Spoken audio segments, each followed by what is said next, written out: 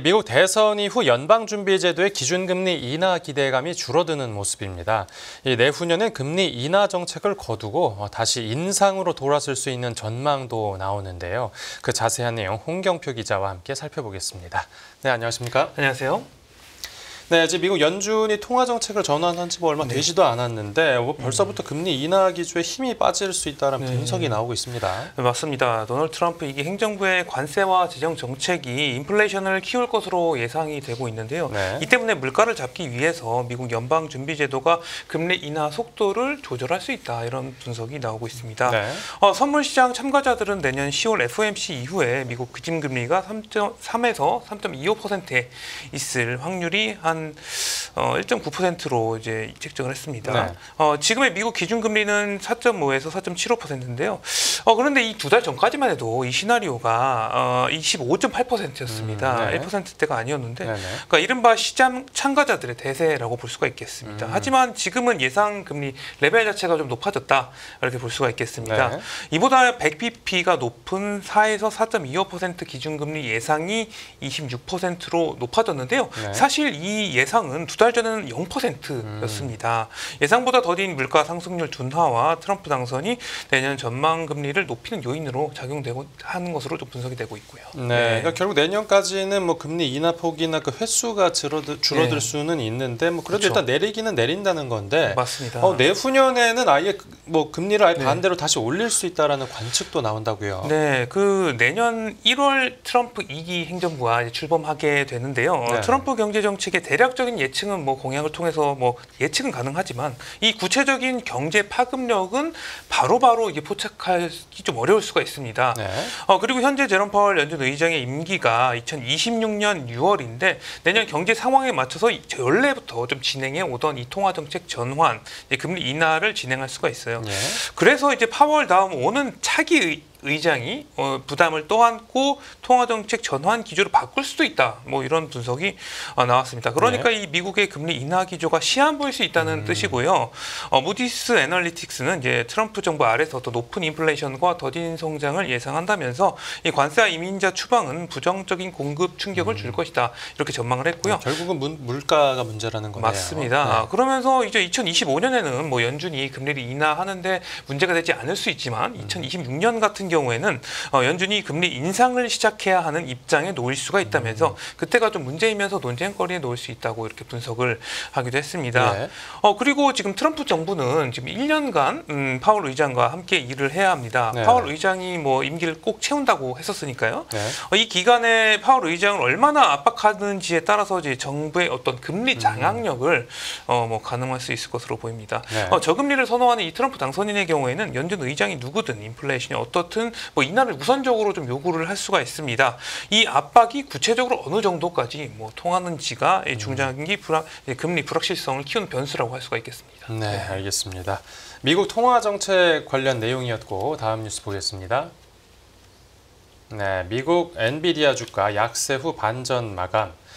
엔비디아 실적 관련 소식 어제 저희가 전해드렸는데 이 주가가 하락했다가 간밤에는 또 바로 반등했습니다. 네, 맞습니다. 엔비디아 주가가 이제 간밤에 소폭 상승 마감했는데요. 뉴욕 증시에서 엔비디아 주가는 전날보다 0.53% 오른 146.67달러의 거래를 마쳤습니다.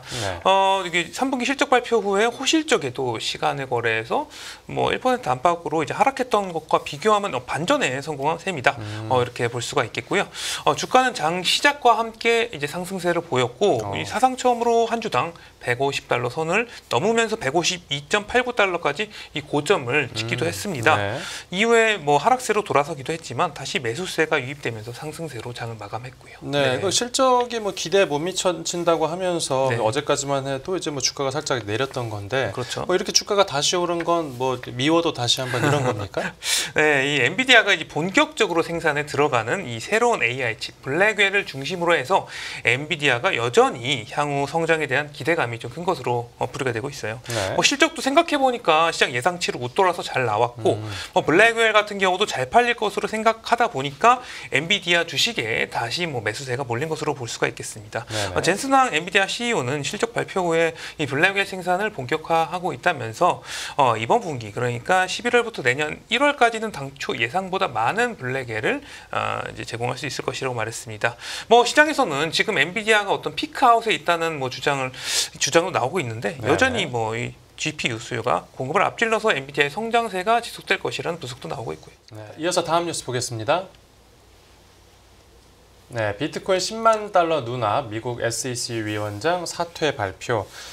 비트코인 가격이 이제 역대 최고가를 계속 깨고 오르다가 시장 전망대로 결국 10만 달러 목전까지 왔습니다. 맞습니다. 이제 가상화폐 대장주 비트코인이 사상 처음 10만 달러 돌파를 앞두고 있습니다. 연합인포맥스 크립토 종합 화면을 보면은 이제 미국 거래소 코인베이스에서 비트코인은 이제 9만 9천 달러까지 돌파를 했었고요. 네네. 지금은 한 9만 8천 달러 위에서 오고 가고 있습니다.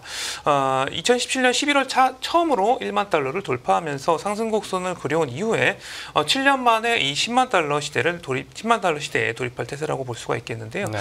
올해 1월에 이제 미국의 현물 ETF 승인 이후에 처음으로 7만 3,800달러까지 급등하면서 이제 최고가를 2년 4개월 만에 경신한 이제 비트코인 같은 경우는 당시만 해도 7만 달러 선이었으니까 좀 10만 달러와는 거리가 있었습니다. 네. 하지만 비트코인 10만 달러에 불을 댕긴 건 역시 이제 도널드 트럼프 전 대통령 당선이었는데요. 네.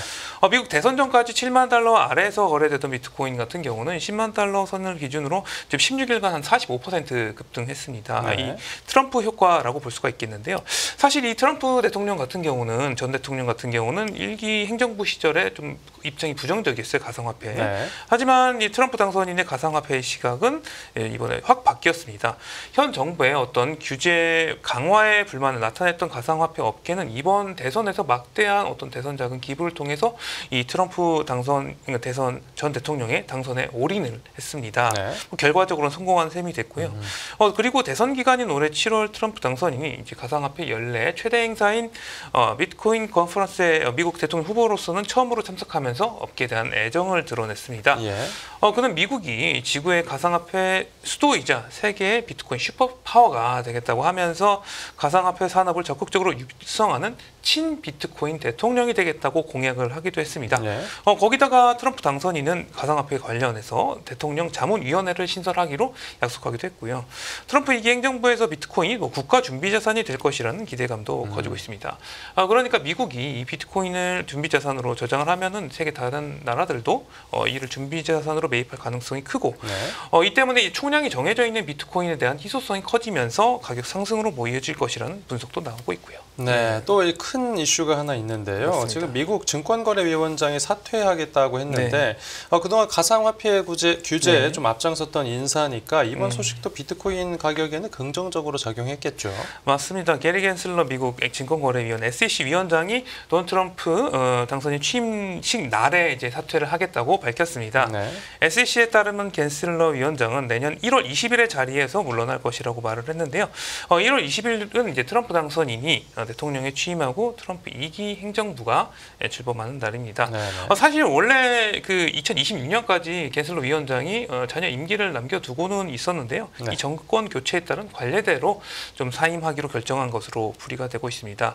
이 겐슬러 위원장은 2021년 4월 이제 SEC 수장에 오른 뒤에 그동안 이 가상화폐 산업에 대해서 상당히 강한 규제와 이제 단속을 추진해 오면서 업계의 반발을 상당히 불러왔었습니다. 네. 이번 대선에서 이제 가상화폐 업계 든든한 지원을 등에 업은 트럼프 당선인은 이 겐슬러 위원장의 어떤 정책을 비판하면서 취임 첫날에 겐슬러 위원장 해임하겠다 이렇게 미리 공언한 바 있었고요. 네. 차기 SEC 위원장 후보로는 댄 갤러거 로빈후드 최고 법률 책임자와 크리스 지안칼로 전 상품선물거래위원회 위원장 등 친가상화폐 인물이 거론되고 있는 상황이라고 볼 수가 있겠습니다. 네, 알겠습니다. 오늘 뉴스 포인트는 여기서 정리하죠. 잘 들었습니다. 감사합니다.